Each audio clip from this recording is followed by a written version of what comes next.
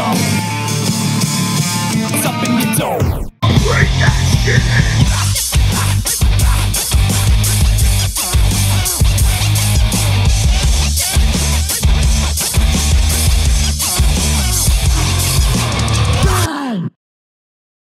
Hello and welcome to Digging in the Dome. Hi. So, as is our tradition here, we like to bring in some guests from time to time and have some conversations with them. And as you all know, I've been doing stand-up comedy for a hot minute. And my goal is to always, there's the dog. That's what happens every time. You know what? It's a Digging in the Dome podcast when you know my dog is a barking.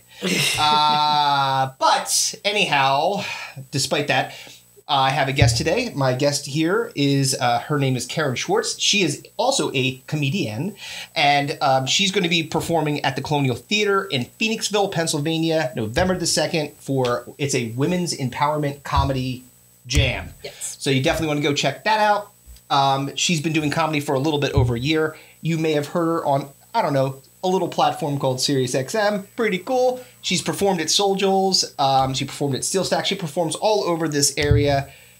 Give a big Digging in the Dome welcome to Karen Schwarz. Oh, thank you. Welcome aboard. Thank you. Welcome to the show. This is so cool. Thank you for having me on. Oh, I'm so glad to have you. So, I always like to ask people when they're starting in comedy, like, what got you into it? Like, what made you? What compelled you to do this? You know, I found I was always trying to tell people funny stories. Mm-hmm. And I guess it goes back to, like, originally when I was, like, just socially realizing, like, how I was trying to make friends in school. I was never really athletic or popular. So, you know, I'm really selling myself hard. I'm really getting Ladies and gentlemen, I'm really doing a great job getting ready for the I had no discernible skills whatsoever, so I figured let me make someone laugh. Yeah, I was really working with a whole lot of nothing. And but I found that if I could make somebody laugh, it was one way to attract friends. Right on. Yeah. So that's definitely what you got you into it. Comedy. Right on. Yeah. So did you start because a lot of people, at least I know that I when I was a youngster started in like theater and stuff like that. Did you do any of that kind of stuff, or was it just straight comedy? Like went to it eventually. I know we'll talk about art and stuff like that, but I actually did a little bit. I started off doing stage crew. Okay. Because I was attracted to that because I could just paint sets and wear all black, and I was a goth kid back then, so that worked out great for me. That was awesome. But then I did get involved with our junior variety show, my junior year of high school. And I was able to convince a couple of people to put together a skit with me and actually be in the show. That's great. And that was a blast. We did a spoof on like the Colin Quinn remote control show that was on MTV. Oh, yes. And I played a character that was Cookie, the hostess in training. And I was just ditzy and clumsy, very physically funny, knocking things over and making fun of myself. And months later, someone approached my family when we were all having dinner together at Pizza Hut. Ah, Pizza Hut. Pizza Hut, about 6 months later, our server said, "Hey, wait, was that you? Were you Cookie from the Pencrest High School Junior Variety Show?" That's great. And I was like, oh my gosh. So that I was like, wow, okay. So that was a pretty big moment for me. You got recognized and you were like, oh, would you like, I know this may be, I'm happy to give you an autograph if need be. You give me the, I don't have anything to write on that red cup. It's going to get a little bit dotty on there, but. I used a breadstick and some some sauce. Yes. So, this is a non sequitur, but that's going to happen multiple times. I'll warn you ahead of time. Pizza Hut, like when I was a kid, I got so excited to go to Pizza Hut. And then more recently I had Pizza Hut and I'm like, this is terrible. It was so bad. Yeah. What were we thinking? I don't know. I'm amazed we all made it. Like, I hope you're not sponsored by Pizza Hut. No. Pizza Hut is not a sponsor. I don't think they're going to be a sponsor after that. But I will stand on the hill. We always support brands that we like. Okay. And that's unfortunately Pizza Hut. You have not made that cut. Yeah. Pizza Hut not making the cut. Yeah. So you did some theater. You did and did that bug. So I mean, obviously we talked a lot. We've talked a lot about like your other life, right? And so Karen, this is very interesting to me that because we had Jay Yoder on, who is a teacher. Yes. And now we have Karen on, who is also a teacher. Yes. So there's many teachers that are comedians. Yeah, I'm noticing that. A lot. There's a whole fucking tour associated with it. There are. Well, it's because we can say the F word when we're working in comedy. We have to hold all that in at school. Yeah. And then at night, if we can make adults laugh, we can say other things, and it's well, you're certainly successful in that. You make adults laugh. Oh, thank you. So you got into stage, you got into the crew, and obviously it makes sense being so Karen is an art teacher, so that makes a whole lot of sense. But then you started to get the bug. Did you pursue it in like further after that, or did you take like kind of a siesta for a period of time? I didn't. There was definitely not a direct line. Right. I became a teacher, and then a mom and all those things. So I was busy. I was just busy with all that kind of stuff. Sure. And don't get me wrong, like I loved every second of that Part of way your life. of spending my life. Yeah. But yeah, as my kids were gearing up to leave the nest and they were talking about their dreams and goals, and I saw them really chasing their passions, I thought, yeah, what am I going to do? You know what I mean? And so You just jumped in and did it? I decided it was time. Yeah. I friends at work would suggest it. Uh-huh. And, I would walk into the faculty room and I'd see a coworker like putting their lunch in the microwave and hit the timer. And I'd think, oh, I've got 2 minutes. And I would just vomit jokes at them. Well, that's great. Because I would think, well, they can't leave. Microwave comedy. I'm like, well, they're not going to leave for 2 minutes. I've got somebody here for 2 minutes. And like, it wasn't even really super like conscious. Right. But I thought, oh, this person's going to be here for a minute and they're not busy doing something else. I'm just going to see how this joke lands. Right.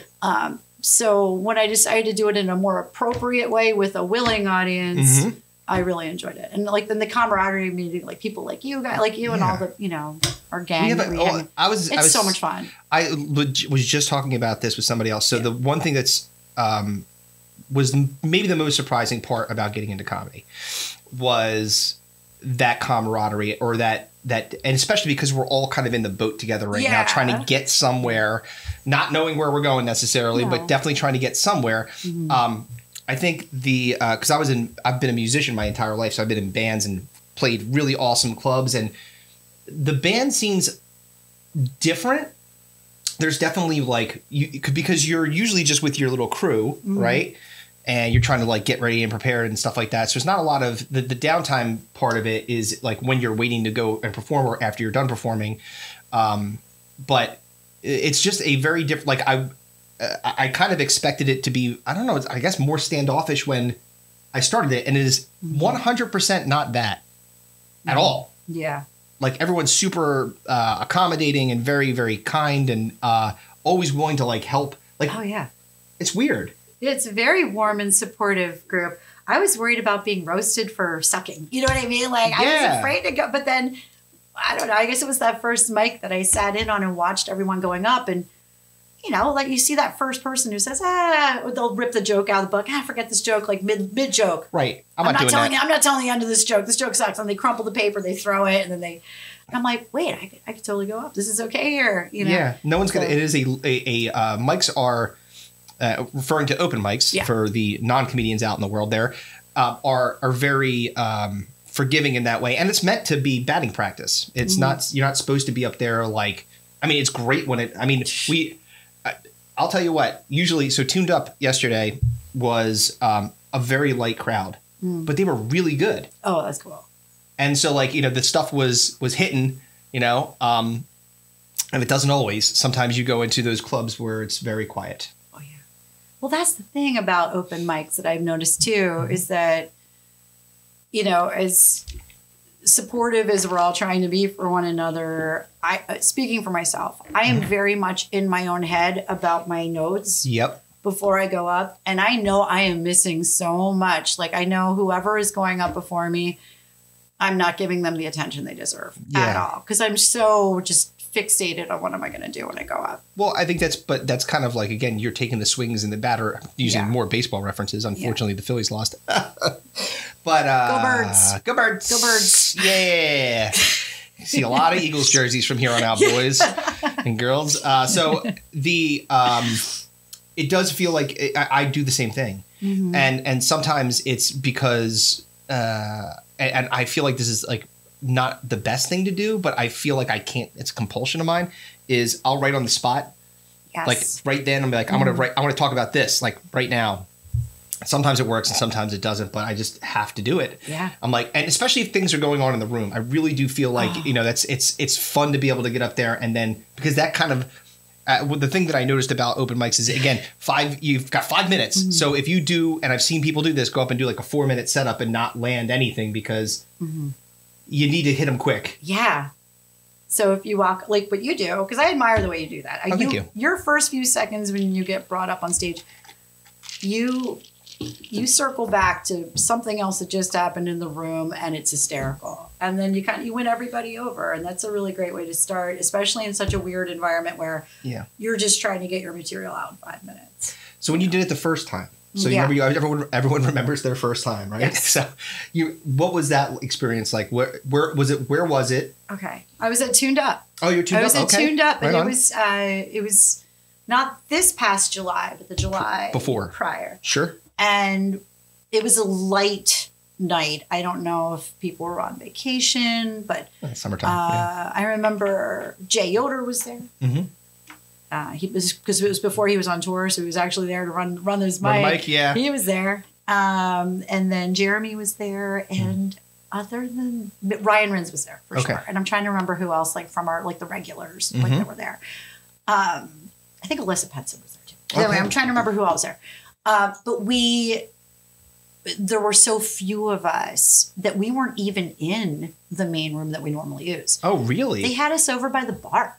Wow, really? Yeah, like where the fireplace is? Like that area? Well, the back end of the bar. Oh, the back end of the bar, okay. So just like kind of like near where the red bathroom is. Yeah. We were just standing around and taking turns with the microphone. Yeah, so it was interesting because it was intimate because everybody was just kind of sitting on the bar stools, and then when it was your turn, you just kind of stood there and everyone was right there. Right there. But it was cool though. Yeah, it's interesting. I think that's just knowing that space. It feels like that would be a very claustrophobic experience being up there because you're not like the space up in the front where you do your work on the Tuned Up stage has got room to move. Yes. But that would be. I mean, you're basically right near where the kitchen doors are at that point. Yeah. It's interesting. So, but was it nerve-wracking? Did you feel good after you were done? Like, what was your... I did feel good. I was there. I brought my friend Tracy along with me, and she was laughing. And immediately afterward, everyone was so nice. And, like, even, Jay took me aside and gave me some notes, and then Jeremy was super friendly. And, everybody could not have been nicer. So... I definitely knew to come back. And then, but it was funny how going from 0 mics to my first mic, I don't know if you felt this way too, but like after that first one, I was like, well, where can I go do this again tomorrow? Yeah. I'm going to go make those changes. I want to come running back out again tomorrow. And like, you just kind of catch that bug where you want to go. All the time. Yeah. I feel it every day. It's because it is very much like, I think there's at least in me, two competing feelings. The first one is if I don't do it more, like if I don't do it like right now, I'm going to lose something that I had. Like I really need to like get this out, A, and B, I need to cone it. I need to like, massage it because it's not where it needs to be and it's never going to be where it needs to be. And you get freaked out like that. And then second part is you just really love it. Yeah. Yeah. You just really love it, regardless of the room. It doesn't make a difference. Like if it's I say call it a good or bad room, but really, if the crowd is with it or not, it doesn't really make a difference. Yeah. I've had fun, I hate to say it, but I've had fun bombing. I bombed, and it was so funny because we just had to laugh afterwards. I bombed at Tuned Up a couple of weeks ago. And I think you were there. We've all bombed at Tuned Up. No, that was the one where I did I thought. And by the way, I'm standing by the goddamn joke. I told a blind, there was a blind comic. What's his first name? Brandon or something like that? The dude that was there from Maryland. Oh my goodness. It's okay if you don't remember. I don't remember his name. Sorry. I don't know. But I know exactly who you're talking about. Blind Brandon. Because we only have one. There's a single blind comic, right? Yes. So he gets up and he says he opens the door to, I don't know why there's Braille on parking meters. Right. And so, again, my brain's like, oh, I got one right off the bat. I remember what you said. You were like, hey, just because I'm driving you around doesn't mean I should have to pay for your parking, too. Exactly. And, like, that was really funny. They fucking hated it. I know. I was like, but I'm like, what? That's a good point. Like, you can't really help in any other way. You can put some money in. If you're not going to drive, at least you can pay. That's what I said. Yeah. And they could not have hated it. That was a very reasonable observation. I thought so, and they could not have hated it more. In fact, when I went to him, afterwards, I'm like, did you hate that joke? And he's like, no, I liked it. And then I doubled down on the blind joke because I was mad at the crowd. And I was like, it's like going out to dinner with them. It's like, well, I can't see the bill. I can read it to you. Don't worry. Yeah. You can split, don't even worry about it. We're going to split this down the middle. And they hated that too. That was so I got off stage and Joe was like, why did you keep going down the road? I was like, I don't know. I was bombing. I was just in it. What do you want? You were like, well, if you didn't like that one, you're really going to hate the next one. Yeah. You ever get mad at crowds like that? You're just like, I'm just going to do what I want. I don't care what you think. Yeah.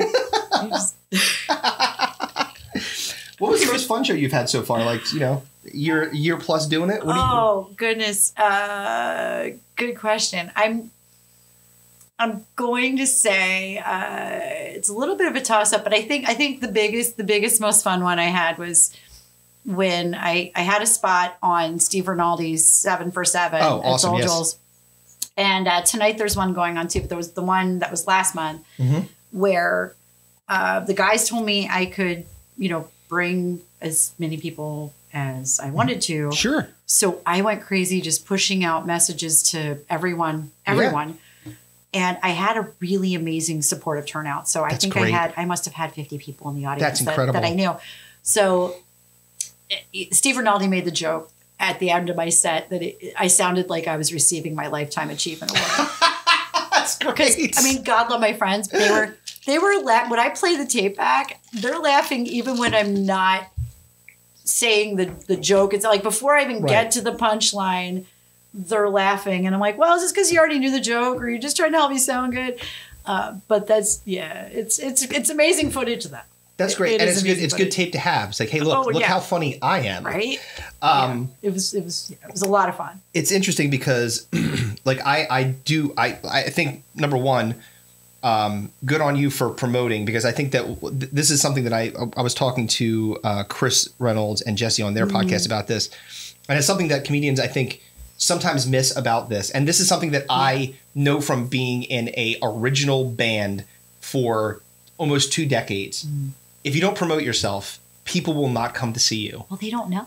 They don't know. And so you're like, well, why they have to think I'm funny. Why aren't they showing up? Because you need to continually remind people. They've got other things. They've got lives. Yeah. So if you don't continue to pound the rock that way, you're not going to get people to come out, and you have to be unafraid to promote a lot. Yeah.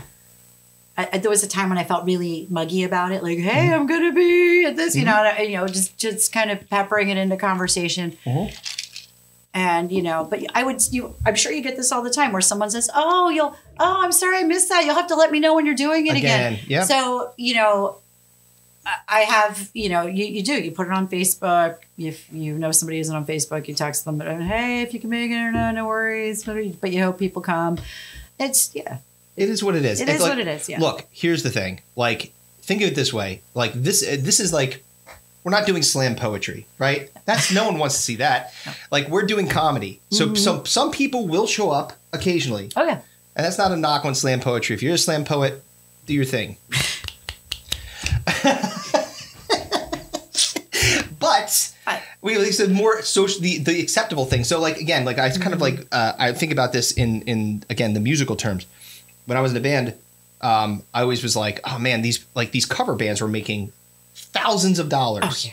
Yeah. Because they're basically doing, someone else's music. They're putting it together, arranging it beautifully. I mean, one of the people that actually oddly lives really close to Tuned Up was someone that I went to high school with, Avery Coffey, and and he's a good friend, and he's on tour with Chubby Checker. Yes.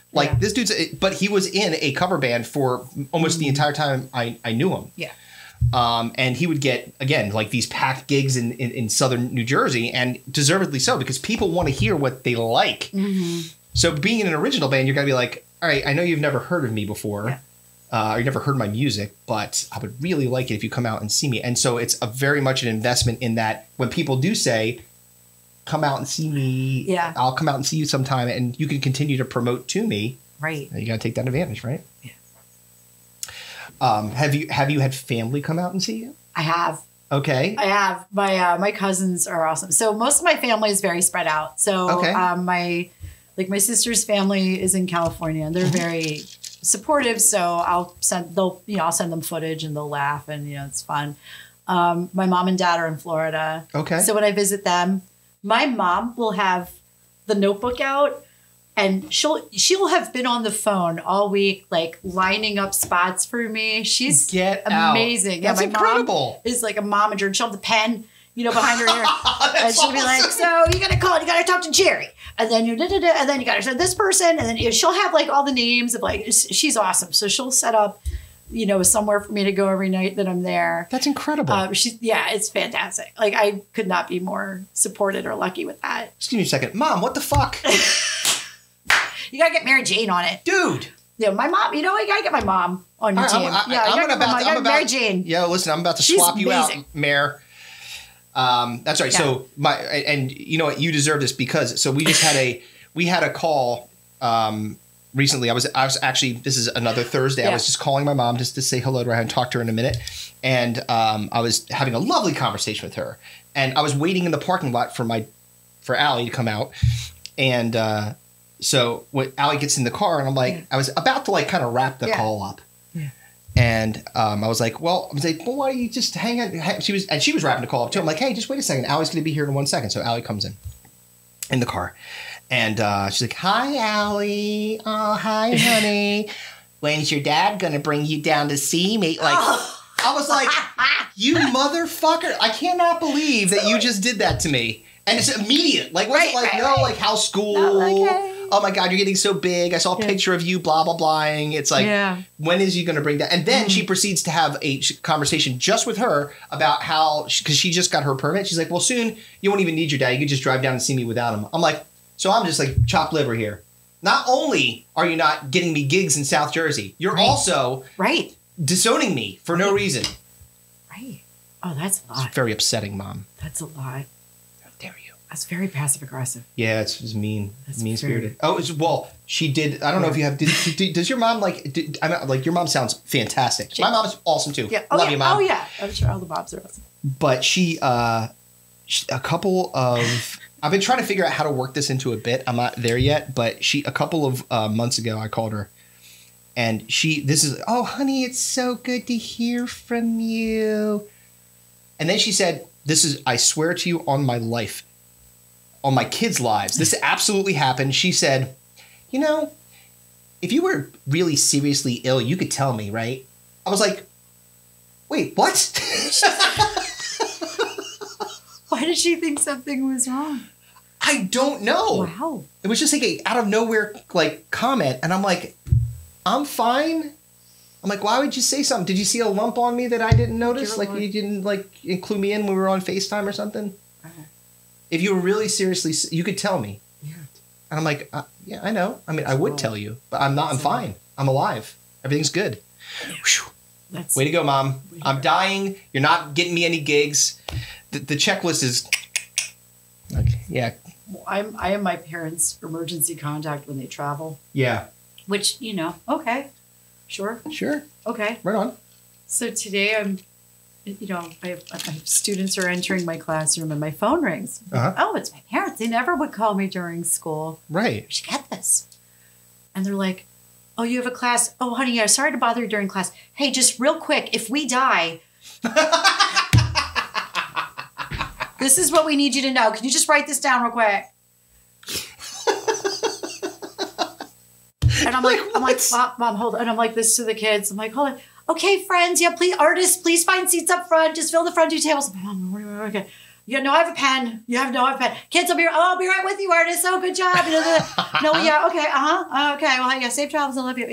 And there's just the kind of, it's so funny because, and then when you reach this age of, you have your own kids, own kids, and then you got your parents off in the world doing their thing, and your kids are going off in the world doing their thing. It's just, it's just a funny spot being in the middle of all that. So. It is weird. And I mean, obviously they're getting older, you know, and they're going to do whatever they're going to do. And you want them to live their best lives and go have fun. Oh my God. Totally. Please. That's the dream. Like, I want to do that. I want to be doing that same thing to my kids. Oh yeah. Oh yeah. Calling them when they're at work and saying, hey, if I'm dead, this is what you need to do next. Hey, by the way.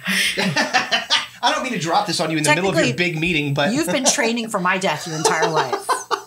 You were ready. Don't worry about it. You got this. You got this. Yeah. All you just remember what I taught you. Oh my remember my combination of my safe. Remember. Oh my God. It's just wild. So you've got 2 kids, right? Mm-hmm. 2?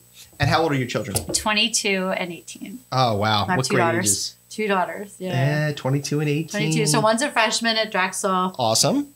And then my older daughter, Kaden, so Simone's a freshman at Drexel. Mm-hmm. And Kaden is doing a work exchange in Mexico City. Wow. She's an English as a second language teacher. Wow. So, yeah. Is that, so I think we've talked about this before. Yeah. That's got to be a bit nerve-wracking. Oh yeah. Mexico City. Yeah. It's like you couldn't have chosen, like, you know, British Columbia. Like, I know her one buddy had a really affordable room for rent in Denver, and she was like, and I'm like, Denver. Like, I was really like, Denver's so nice. But no, she went with Mexico, and she is having a really great time. So how long does that last? About like the end of November, right? So far, unless she makes a change to that. Yeah, but she's having a blast. Well, I mean, look, you know, good for her. You know what I mean? Like, she's just unabashedly brave. She's going to go see the world and go do these things. So that's Allie. Pretty cool. It's pretty cool. Yeah. Yeah. Allie went to Europe with her classmates and all that stuff like that. So, and again, she's just like, got the wandering spirit. You can tell, you know, like one of those things. So I'm going to be, you know, losing my hair for the rest of my life. We talked about your favorite show, like the favorite thing that you did. Right. It's always got to go with what's one you're like, eek. Oh, the worst, absolute worst. Yeah. Oh, this one. Yeah, this one. I already know it. Yeah. You always know the worst ones first. Oh, it was so painful. It was, and I was, you know, it was a bar show. Mm-hmm. It's a bar show, but there was a poster involved, and it was like back when like. You just want to get on a poster, you know? Yes, so I got on my poster. I got on a poster. Booker sends me the poster. I was like, whoa, I want to, you know, you get all excited. Anyway, so it was a bar show. Uh-huh. And there were just anything that could have gone wrong. Oh, no. Went wrong. Like it just wasn't meant to happen in the universe, this particular show. And like we were all just kind of like the violinists on the Titanic, like as we're all just trying to have the show. So, the first thing that happened was that there was definitely a miscommunication about the date and the timing. So the bar was filled with people who were just there to eat and hang out. They were there to be patrons of the bar, not to see a comedy show. Thank you. So when the producer came in, he was like, oh, hey, and he's trying to collect their their fee, like their ticket money. They're like, well, and so instead of like, so people just got up and left. They were angry, but they didn't leave and go home because they didn't want to pay. They took a few steps away just to loudly complain about feeling like they got bumped from their seats. So the tables were empty, like terrible empty. And I'm thinking, oh my gosh, just let them sit there. You know what I mean? And then a young mom came in with 3 really little kids. I mean, little kids. And again, I'm like, hey, it's going to be a comedy show, not really for kids. Yeah. And she was like, oh, it's nothing they haven't heard before. You're like, and I'm thinking, well, it's nothing they've heard me say before. And I know she had her phone out. She wanted to record everybody. I was like, oh, no, thank you. Because like, with me being a teacher, I'm like, oh, no, I'm not going to be on some video of me saying stuff to the kids. Mind you, the kids told me that they ride the bus, and I'm sure that they've heard all these things on the bus, but they didn't hear me say it. You know what I mean? So, so that was the next thing, and then the third thing comes in threes. Yes, sound system didn't work. Oh, what? So you were just shouting into the universe? Oh yeah, just yelling. So I went up, and I thought, I'm looking at the kids. And I'm looking around at all the empty tables, and then the kids are up front, and mom's taping them like, oh, look, it's their first comedy show. Oh, so Lord. I chickened out from all of my material. I went up to the bar. I took out a plastic straw. I fed it into my armpit, and I was teaching the kids how to blow farts.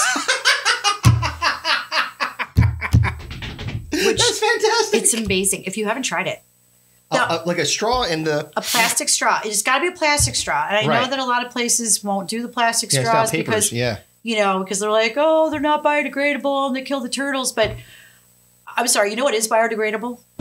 Turtles. Yeah. So you need a plastic... Paper straws won't work for this, you guys. You got to get a plastic straw. You put it in there and you... So anyway, I did this for almost 5 minutes. And then I was taking song requests. I didn't know what else to do. Right. And then I went and I grabbed a handful of straws and I handed them to the kids. And I said, practice for your mom all the time. Because I just looked at her like, I got you. Yeah, you're going to record me? Yeah. I'll get you. So it figures though, the comic who followed me, he went up, he didn't adjust his material at all.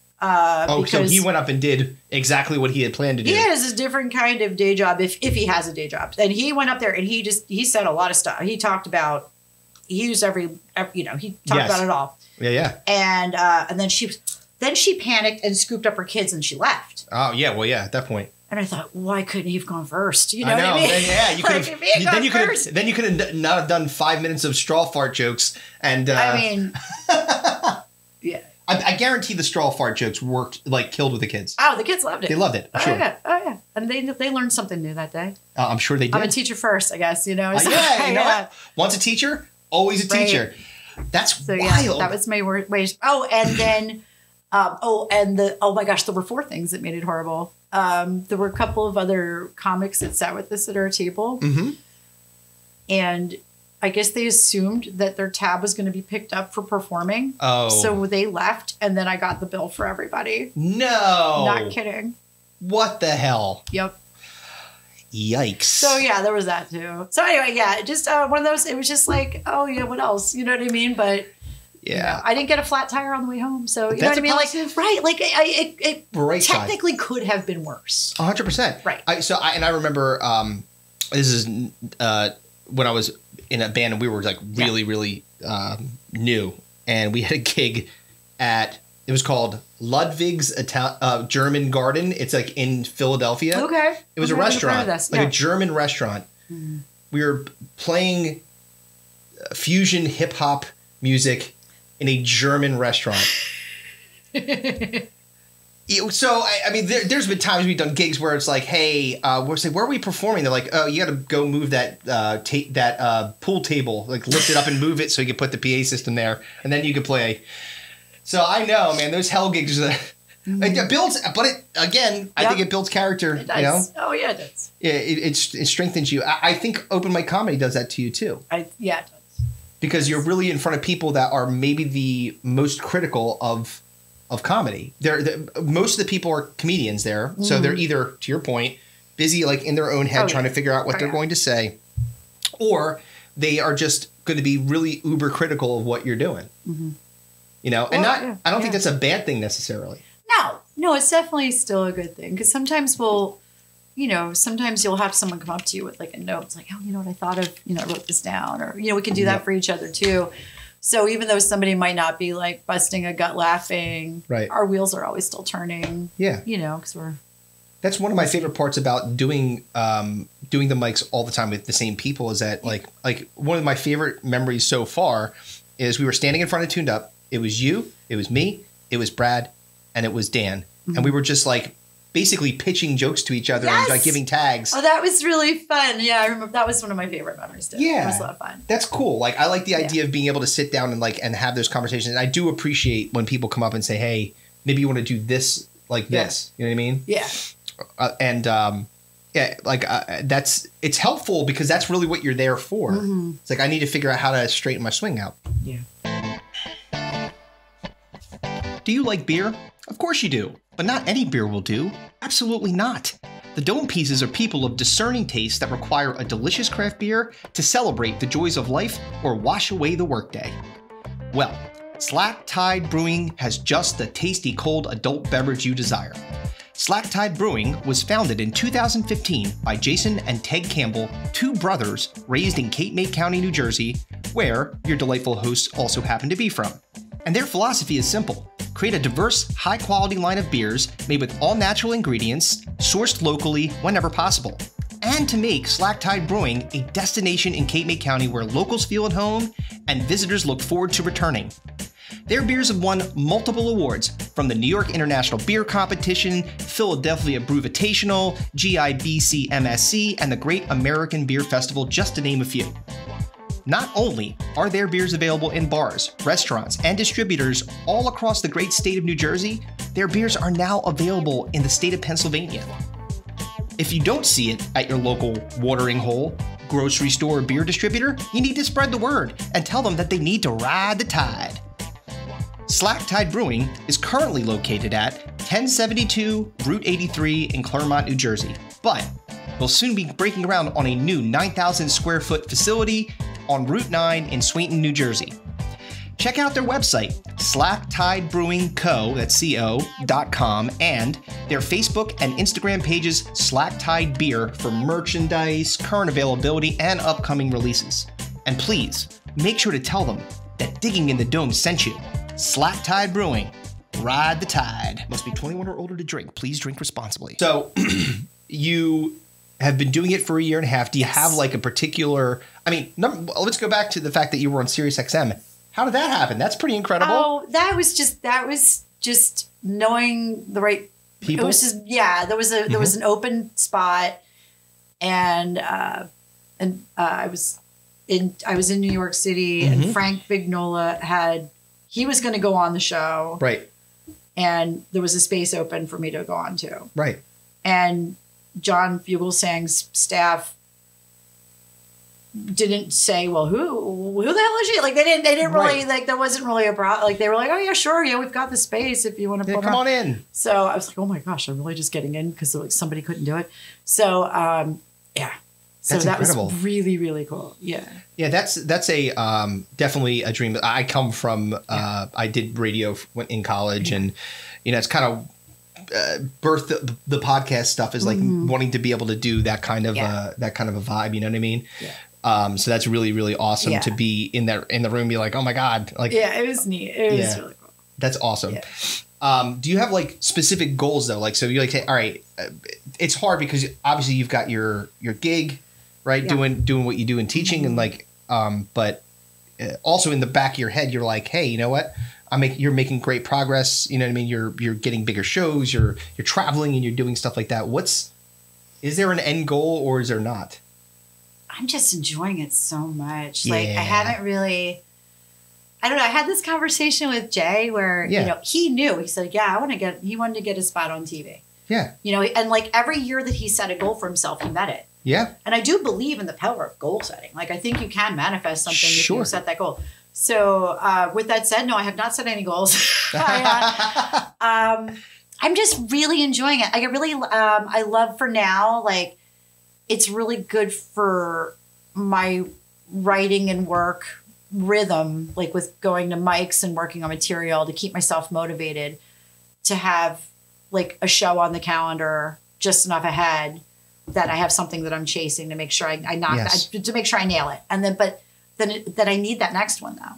Right. Do you know what I mean? Because if I don't have a show, I'm like, oh, I should still be working on my stuff. But like, I like having something on the calendar, even if it's a little bit farther out, just to kind of have it. So, I 100% agree with that. Like just having that next thing is super important. Oh yeah. It's definitely my motivator.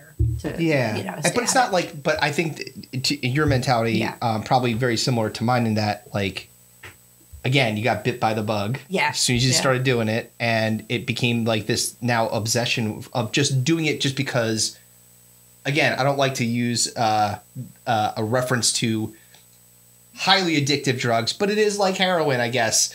I've never done heroin, but I'm imagining, it's kind of like I just need another hit. I need to go back up there. I need to do it again. I just really love that rush of being able to get on stage and being in front of people and telling jokes and making them laugh and making them happy. Yeah. It's awesome. It is. Yeah. And it's not like something that everybody. So that's the other interesting thing too. Like, have you? in your time, I'm sure that you've seen some people that have had the bones of funny in them, like, and then have gone up and like, I don't know if it's like they got discouraged and they just decided like, it's not for me right now, or not for me at all, or like there's people that kind of like, I've had these transient people that have come in and out, especially like at Soul Joel's. There was like 2 dudes that like were kind of in and out, and I'm like, you know what, they were actually really funny. I wonder why they stopped doing it. Oh yeah, I've noticed that too, and I don't like seeing that. You know what I mean? No. Like you want to see people keep coming back. Yeah. It's a bummer. It is, because you're like, we do all support each other, and there's, I mean, even if we think someone's set wasn't funny, we make that a joke. But like, I don't think anyone's a hurtful bully about it. Never. No. I mean, like we. Yeah. I mean, like part of it is that you are. If you have self-awareness, you know when it's not going well. And you kind of call it out. You're like, we all make it's fun not of going ourselves while we're up there. Yeah. You kind of like, that didn't work. I keep telling the same vampire joke that never lands. And the commitment to it is not reasonable at all. I should just scrap the joke because nobody likes it. I'm talking about how vampires are kind of already gay and Twilight makes them gayer. And then I thought Count Cocula was funny. Nobody likes it. Nobody likes Count Cocula. It's like my fucking meter, the meter joke with the blind guy. And I think it's hilarious, but 0% of the people, the audience it's a landslide victory of not liking that joke. I just can't take the hint. No, it's weird. It's weird because like I've had polarizing jokes. Like I don't do any like really political stuff for that reason, but I have a joke, and it's not even technically mine. It is something my daughter actually said to me. Okay. After going through my divorce, and then I had a couple of disappointing experiences dating, my daughter said, "Mommy, you're not going to die alone."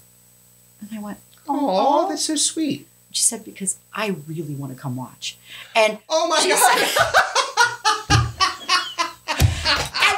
For laughing, because I was like, holy shit, that's a great. And I cried. I was like, what a punch in the gut. That's fantastic. Like, I am winning at life that my kid just said that. Like, I mean, like, how can you be down about anything if your kid says something like that? I was like, oh my God, I won at life. My kid was really funny. That was fantastic. But what a setup. I tell that joke, and either I get laughter. Yeah, or. I think it's people who have daughters of that age. Yes, like they know. They understand. They're like, oh yeah, all right.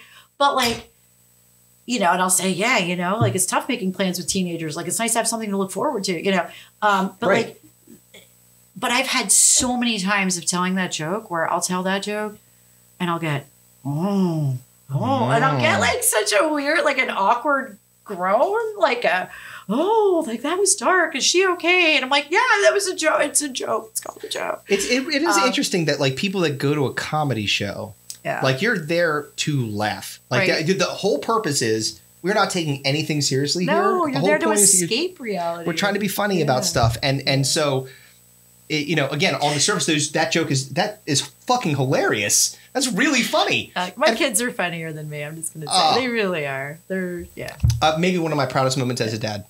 So my daughter, Allie, is, she said, they have a play coming up. Yeah. But it's not a play. It's a bunch of the kids are selecting, I guess just like little short things to do, performances to do. Okay. Like just like little thing, but there's like 20 of them or 30 of them, right? So they needed a host to kind of move things along. Yeah. So Allie said to her, the person who's running the play, said, I think that I would be a good host. My dad hosts all the time at comedy shows, and I've done like a handful of times, whatever. No, but you've done it. You're great at hosting. Thank you very much. I enjoy hosting very, very much. Hosting this weekend, Tuned Up Brewery. Come on out. It's going to be a lot of fun. We're going to be dressing up. Is it a Halloween one? Oh, yeah. Oh, that's amazing. So you should come out. I will. It'll be fun. Dress up. Do you have a Halloween costume? Yes, I do. You do? You're not. I don't want you to disclose it because I think that you said that it was a secret. Would you like to tell it? Go ahead. I can't. Why? I can't. All right. I can't. It's going to be a surprise. But yes. She's got one. Just can't say what it is. I can't say what it is. It's a mystery. And I can't be tagged in any pictures in it. Yeah. She's disavowing this costume. I have to really go like full incognito in this costume. But yeah. Yeah. I mean, I'm pretty excited about it. Is the costume designed so that you can be incognito? Technically a little bit. So I don't want to get, like I said, I can't give anything away. That's fair. I'm like if you were like a ninja or something like that, you're all covered up. You know what I mean? Like, yeah, it's silly, but that's okay. Yeah, silly is good. That's what Halloween's all about. It's either silly. It's a thinking person's costume, though. I like that. Yeah. It's either silly or slutty. That's the move, right? I'm either going to be looking sexy. This has notes of both, and it's a group costume with my girl gang. So like Avery, Christine, and Tracy we're a group. You guys are doing a group costume. You're doing a flash mob Halloween. This is like 10 people. The only thing I've been actually organized about in my adult life in like a month. So I'm really excited. Yeah. Wow, you really put this thing together. This was really I've set a lot of things to the side just to make sure I took care of this one thing. So. This is good. I cannot wait to see this. This is going to be awesome. But so she said, she was like, hey, my dad loves hosting and I would like to host. So, which was great. And I was like, oh, I'm so proud of you. And she got the gig. She's hosting this show. And then she's like, well, the teacher, the person that's running the play says that we need a script. So now I've been punching up her hosting script. Nice. So I was like, nice. I'm understanding the audience to make sure that it's not going to be, I'm not going to be like, what's the deal with that guy's dick? You know what I mean? Like, I'm sure that would get her into some hot water, so I'm going to try to avoid that kind of stuff.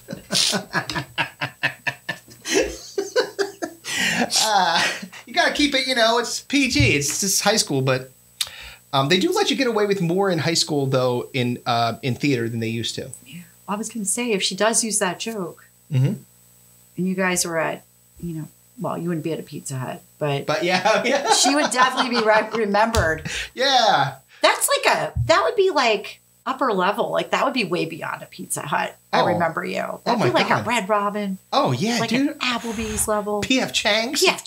Chang. Oh yeah. Yeah, we're talking fast casual Italian Carrabba's. That's what I'm talking about. That's how good we're getting, baby. Aren't you the one that told those dick jokes? Yeah. Oh my God, I can't believe you said that in high school. Yeah, she's like, yeah, you know what? I did that. Dropped the mic. Adorable. It is wonderful to see your kids kind of like following your footsteps in that way. Yeah. Oh yeah. They're both very, very funny. My wife's very funny too. They're all funny. Probably all funnier than me. They just, I just am more motivated them to get on stage. I think consistently our friends think that my wife is more funny than me because she's just unabashedly her, That's awesome. So in terms of like, again, like when you think about your process creatively, because I think about that a lot, like are you writing a lot? Do you like spend time? Do you set time aside, or is it just whenever it happens for you? It's a little bit of all those things because if something just happens to pop into my brain, I make sure I always have something with me. Yes. I can quick jot it down. And like what I usually do is I'll just go to the mics a little on the earlier side because being in that environment helps me focus because with my, and I mean, I'm sure like everyone says, oh, I've been diagnosed with ADD. I have too. Yep. Same. Like all of us. And, when I'm home and trying to hunker down and write, I'll get the notebook out and I'll be like, I'll notice like I need to put something away or like I'll look out and like, oh, I should cut the grass or I should, like there's always 50 other things. Right? Oh yeah. I mean, so and then I wind up finding that I'm doing this like circuit of 10 different things where I'm really not getting any one of those 10 things done. Right. And I just can't focus to save my life. So if I go to one of the rooms early and I just sit there, you can start to jot stuff down. Yeah. Or I'll pull my notes out and be like, oh, okay. Yeah. And then I'll play around with it there. And then I'll think about what I think might have worked, what didn't work, and then I'll play around with it some more. You know what I mean? Like then I'll feel motivated. You're like curating that material. Yeah. I definitely am not I'm going to spend an hour writing today. It's just like, usually it's just like I have my computer, I'm sitting down, I just like start going and I'll be doing other things. I'm multitasking almost all the time when I'm writing. I'm not just focused on that. Yeah. I'm focused on like two or other, like there's TV going on in the background. There's stuff happening. My insane dogs who, I don't know, they must have escaped because they're very quiet. They're very quiet. They're really very, cute, very quiet. But that's the thing. It's like, oh my God, I don't, I feel like I'm writing all the time too. And by the way, you mentioned like having something to write stuff down. Yeah. This is so slightly embarrassing, but it shouldn't have been embarrassing at all. So I was at the pool. We belong to the skip back pool. And we were sitting there and, you know, again, you always have like your kind of your stuff. Like I have my book and stuff like that. Yeah, I keep all my So we're sitting there, we're talking, and I like something. It wasn't anything that anybody had necessarily said. It's just something that popped in my brain. I pull out my book, I start writing, and they're like, "What are you doing?" We're at a pool, like sitting in a chair. Yeah. I'm like, "Oh, I just had an idea. I was just writing it down for it," and they were like. I got a lot of shit for that. Like, they're like, you fucking dork. What are you doing? But if I don't write it down, I'm 100% going to forget it. Well, you're going to lose it. You got to write it down. Right. Yeah. And I might look at it later and be like, that was dumb. But if I didn't write it down, I'd be so pissed that I couldn't remember it later. Mm-hmm. Yeah, I do that. So now I'm unabashed about it. Like, I've got my book. I've got my notes. I'm going to write down what I want to write down, whenever I want to write it down. Yeah. Let me ask you another question. So when you're like, have you been in social situations where somehow you being a comedian has come up? Yes. And then people start asking you kinds like questions about being a comic. I get mostly like, oh, quick, tell me a joke. I'm like, I sound like That's not the way it works. I know. I'm like, oh my God. Right. Yeah. Yeah. But I get that one a lot. Yeah. I get that one a lot. Yeah. When I was attempting to do the whole online dating thing. Yeah. I would get, and I made the mistake of being honest. Like, hey, this is what I really enjoy doing outside of teaching. I'm also, because I was hoping maybe if I attracted somebody else who was into comedy, it might be somebody. Right. It could be like, you know. Yeah, like somebody who would want to maybe even like go work on stuff too. Sure. Or like who at least enjoyed going to shows once in a while. So it wasn't like somebody who just like hated it. Right. And I would get these messages like where the guy was trying to be funny. Right. But he really wasn't funny. That's right. How hilarious are your tits? Show me. Like, oh, great. Well, I got one where the guy was like, I want to take you on a vacation somewhere you've never been. Oh, God. The kitchen. Oh. And I'm thinking, oh, what kind of ass clown is this? Like, does this work? Like, so it was insulting. And then he thought he was being funny. And then my daughter Simone was like, she was like, what are you going to do? I'm like, I'm not writing him back. You know? She goes, that's not funny. She goes, well, why don't you tell him I'll take you on a vacation somewhere you've never been? A vagina. And I was like, whoa, right? I'm high-fiving her. Yeah. And then I'm like, wait. It's not, I mean. I don't want him to think I'm inviting him to mine. Right, exactly. Because like, oh, really? Like next thing you know, he's going to be, pitting you up. So, yeah, like when you get somebody who is not really funny and they come at you, you're like, it's like a lot. So you do set yourself up for that. Indeed. When you like, as soon as somebody ever, they're like, you know, they'll try to be funny at you or challenge if you're funny or not. Oh, that happens a lot. Oh yeah. Like, because again, the immediate thought in their mind. Right. And by the way, just to level set everybody out there, it really isn't a competition, right? Because everyone's got a different style. There's room for everybody. Like it's weird for you to do that. Like, for you to be like, well, I could be funny. Like, I should be I'm the funny one. It's like, okay, you could be funny. Go be funny. Yeah. I'm not stopping you. Right.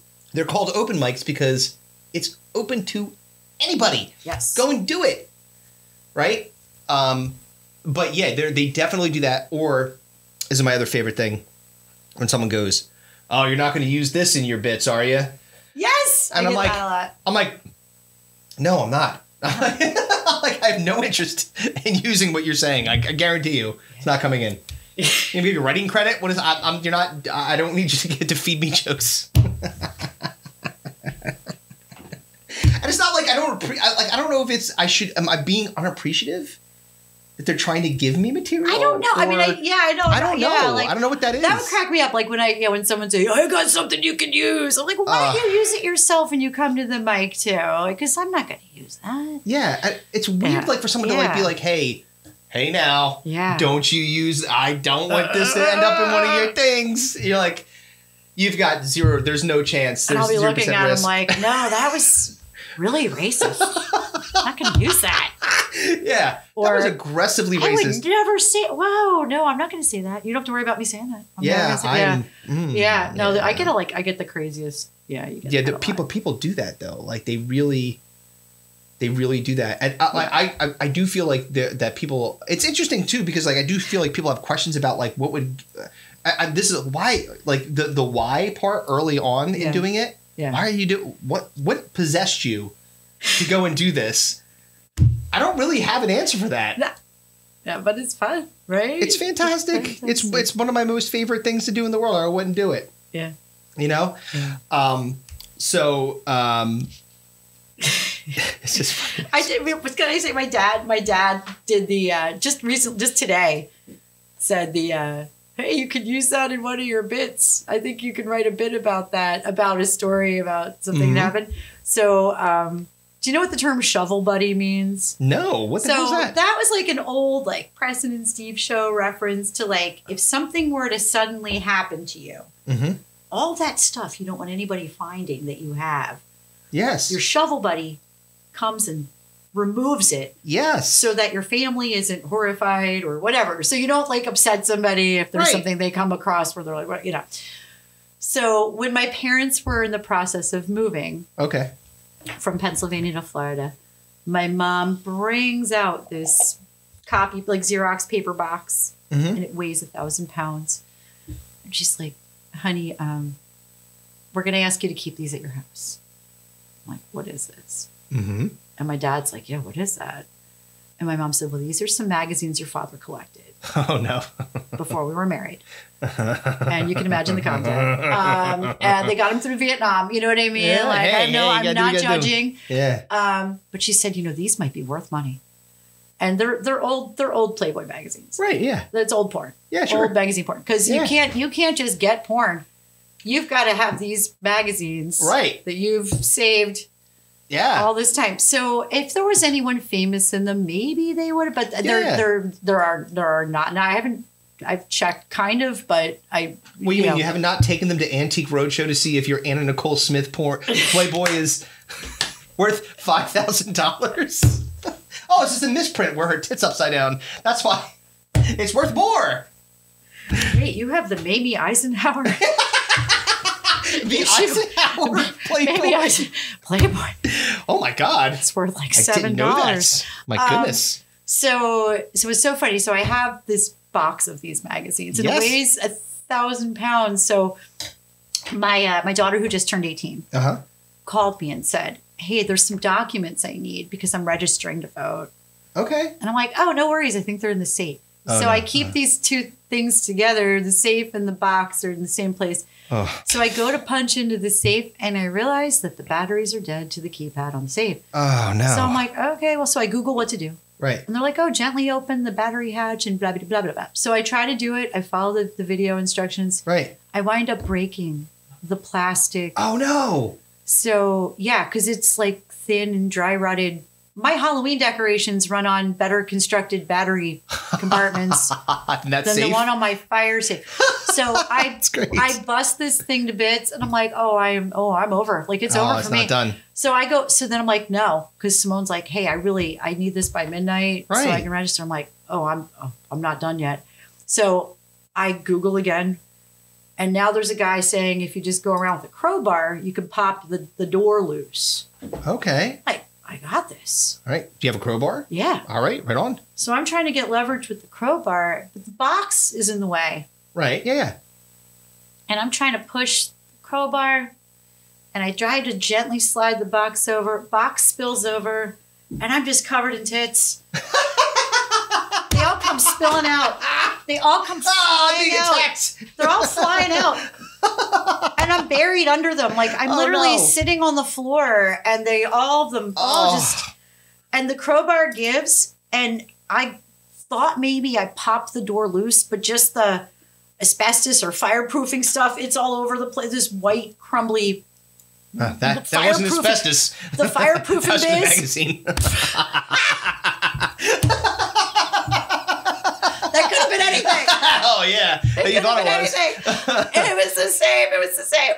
So like here the joke is I still didn't get the safe open. Oh no! What? And the crowbar even went into the drywall, and I've got holes in the wall. Holy shit! This is a mess. And so now it's like 11:55 p.m. and I'm just so defeated, and I just slowly am backing out of the closet, like because I really wanted to do this for my kid. Right, I really wanted to do this for her. And I call her. I'm like, honey, I'm so sorry. Like, please know I tried. Yeah. And she was like, oh, no worries. I found this website where I could just do it with my driver's license. After all of that, after you got hit with an avalanche of old porn? Just old porn. Oh, no. Just buried under all these ladies. Oh, that sucks. Just buried in this pile of ladies who I can only imagine, like, I don't know who's doing better right now. You know what I mean? Like, yeah. I'm like, where are they now? You know, because like I'm under a pile of them in my on the floor. Yeah. Yeah. Well, I mean, you were an avalanche of boobs. Boobies. So this actually, we did this on a couple of episodes ago. We were talking about, we do scenarios. So the scenario was one of your family members has died. Ooh. Unfortunately, it's very sad. And your responsibility is to go in and clean out their house. Right. What is the one thing that you don't want to find? Oh. So, I mean, we already established that there's a box full of... That's the shovel buddy concept. That's the shovel buddy concept, that's exactly. The shovel buddy concept. Right. So, what if you were going into the Florida home of your parents? Oh, God. What would you not want to find? Evidence that, like, if my father had another family with somebody. Second family? Second family. Oh, yeah. That's top. That's, like, probably number one. Yeah. I probably don't want to find second family. Yeah, that would be bad. That would be bad. Yeah, we had... It's up there. You know, like a secret basement room full of like a John Wick closet full of dildos and sex toys and stuff like that. That would be bad. That would not be good. Adoption papers, because yes, the adoption papers. Not great. Yeah. Your real name is Rita Sanchez. Like, wait, what? And you were born in Vermont. And wait. I was? And I'm actually 65. What do you mean? Oh, yeah, exactly. I thought I was turning 50 this year. What do you mean I'm 65? Yeah, I know. If I found you're something like a Dominican like that. baseball player in the Little League. Right. Yeah. Whoa. This guy got mustaches, smoking cigarettes. He's like, oh, he's 12. I'm like, I don't think he is. He doesn't look 12 to me. Yeah, all that would be bad news. I would put that in the category of bad news. We also said, like, if you found either one or multiple dead bodies, like, in the basement, that would be not optimal. Yeah, you don't want that. Yeah. Like, your dad was, like, John Wayne Gacy Jr. or something like that would be not cool. I have a friend, a work friend, who was helping an older relative move. Okay. And came across, and this relative is still alive. Okay. They're very close. Mm-hmm. They have a great relationship. Okay. He found a fleshlight. Oh my. Yeah. And he was like, oh. And then, like, so there's, like, this thing where it's like, well, what do you got to pretend you didn't see that. Well, no, you have to now, like. You just got to pretend. I mean, he went momentarily blind, and it was, like, a lot when you saw that. But yeah. I don't know what's better. I don't know if it's better to find it after the person's dead. Like, if anybody found anything like that from, like, well, anyway, I would want to be very dead. Yeah, well, yeah, extremely. I want to be so dead. Yes, like beyond. Just so dead. The mortal coil had been shuffled off multiple months ago. Like dead long enough to just be looking down and be like, able to be like, bah! Like just being able to laugh at how uncomfortable it made somebody. Like I need that much time. Yeah. Which I'm not, I would need a lot of time for that. I think that if I found like a giant black dildo in my mom's closet or something like that. Like, it would be hilarious because I would be, like, holding it like a hot potato, like, like, I wouldn't be able to hold it. I wouldn't want to touch it because, You know what? Do you have a label maker? I do. Do you have any relatives, like, or friends you would want to punk because you could put somebody else's. You could make it look like it belongs. Oh yeah, to somebody property of Uncle Mike. Right. it's like, wait a minute. Were it's you hiding this for him? It's all about that quick thinking. Yeah, you gotta just like be on the spot to be able to get him and really stick it to him. You know, so it's like, oh, son of a bitch, you got me. So to speak. Yeah. So yeah. See. It's good. It is like crazy because your parents get older, and you know, my parents are. My dad is a hoarder. He's got computers, like a Texas Instrument like computer where the monitor and the actual hard drive is fused together into one gigantic thing. Oh wow! Okay. It's the same color as the paper that the Constitution's written on. Nice. Like it's yellow. Oh yeah, that like almond. That, yeah, it's like it's been weathered by the sun. Is it like a Commodore 64? Like a VIC 20? It was a Texas Instruments. Oh, there we go. Okay, yeah, it's like the old. You know, now nice. they make calculators. They're like we abandoned ship on computers. Now we just make. We had a Texas Instruments computer, and he's got like 4 of them. They're like in different various closets in my. And I'm like, I don't know. Maybe I'm the asshole because maybe like when by the time he goes, it'll be worth a credible amount because it's like a classic old. There are computer enthusiast people, as far as I know, who might be into that. I don't know, but I don't know. On that same topic, if anyone needs a VCR, I have 4. I have 4 VCRs. Yeah, because like when my sister moved and when my parents moved, everybody just ditched their VCRs. And they came to you? At my house. I have so many VCRs. That's wild. My dad definitely has many VCRs. I mean, I'm Blu-ray waiting. disc players, I'm VCRs. waiting for them to be worth something. I have so many. You got to figure it's got eventually it becomes like vintage, right? You're like, hey, like, you know. Yeah. You wanted this VCR? I got a. You need a VCR though. Betamax. You're right. I got you. I got you. I got you. I got tapes. You want tapes? I have VHS tapes. Oh, I've got VHS tapes. Yeah. I don't have them. He's got them, but they're still in the plastic, like the 5-pack that they came in, and they're the dustiest things you've ever seen in your life. You could record on them. Oh yeah. You could tape your shows. Yeah, exactly. Yeah, you know what? We set up the old school the big camcorder. It's like in the background while I'm telling my blind joke that's bombing. Yeah, that's gonna be great. They're gonna love that shit. Just show up to the open mic with like Don't think I won't do it. I just gotta get down to my parents' house and find it. It's in the closet somewhere, along with, for whatever reason, my sister's old trumpet and old he just saves literally everything. He's definitely a hoarder. It's wild. So my family is really good at like that Marie Kondo, like letting things go, like that. Oh, that great. like that art of decluttering. Yes. What they do is they'll thank the item and give it away, and then they stick it in my house. So wow. I'm the storage facility for all of my family members that live out of state. You should charge them. You should say, if you're going to put that in my... It's hysterical. I want to put little lockers in my basement, and you could pay me. Lockers. Like you know what I mean? Like the little, like a store you. Yeah. I am the store you for the family. Fine. Then you're going to have to pay me for it because I'm not just keeping this shit in here. I'm going to burn it or give it away. But their houses look amazing. Well, yeah, of course they do. Oh, because they have nothing in there. I love going there. Yeah. It's like a vacation getting away from it. You're like, oh, you know, would look really awesome in here. All the things that you left at my house, right? That I don't want anymore. Like, I don't know why you left them here. You just think that I'm going to just take it. Oh, you can afford to have that in there. Don't worry, you got some space in that corner. Shelves. Yeah. Hey, do you mind if I put another the 6th VCR on top of that stack of VCRs in the corner? That's crazy. Turn it into like an end table. Oh God. Yeah. Well, you know what? You're an art teacher. You're an artist. You could build a VCR table. How cool would that be? I could. You could do that. All right. Well, listen, we've had a lot of fun here tonight, but we got to pay the bills. Go and see Karen at the Colonial Theater in Phoenixville on November 2nd, 7 p.m. Women's Empowerment. So I'm guessing it's an all-female deal? All-female show. Anyone on stage would be female at this. Okay. From what I was informed. Okay. And, just a night of just positivity, putting women up, all that kind of stuff. But the real point is to raise money for the women's shelter in Phoenixville. That's awesome. Because they want to be able to, help more women in the community. That's awesome. So that's a worthwhile cause for you guys to go and actually participate in. Go watch Karen, who is hilarious. Very, very funny. Obviously, Karen, do you have social media? You have Facebook? Yes. You have Instagram?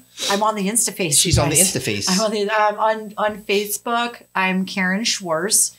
My last name is spelled Schwarz. So I'm on Facebook as Karen Schwarz. And on Instagram, I'm at Schwarz Bollinger. The Bollinger is Bollinger. There you go. Go and follow her immediately. I always demand things of our fans. Do it now. And obviously, go see her in Phoenixville. I will be performing this Saturday. It's going to be out tomorrow, so you have very, very, very short window to purchase tickets ahead of time. But there will be plenty of tickets at the door because I've sold very few.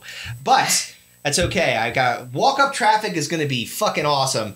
And they should come and see my Halloween costume. And yes, we've not teased it. I've really built this up. But you got to come see it. Now we got to go see it. Come on. But we got to come see it. Come out to Tuned Up. It'll be wonderful. Yeah. And obviously go check us out at digginginthedome.com, Digging in the Dome on Facebook, Instagram, TikTok, and then also because Twitter hates me, or I'm sorry, X hates me.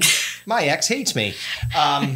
It's just Digging Dome. Go there. Obviously, go drink Slack Tide Brewing. The wonderful Ride the Tide. Drink those beers. They're fantastic. Our friend Teg and Jason run that down in South Jersey. And watch us on Roku every Thursday and Friday, 7 p.m. to 8:30 on the PodNation TV. That's where we is. So, Karen, thank you for coming and hanging out with me. Thank you so much for having me. This was so much fun. This was awesome. All right, guys. Domies. See you next time. Goodbye. Bye.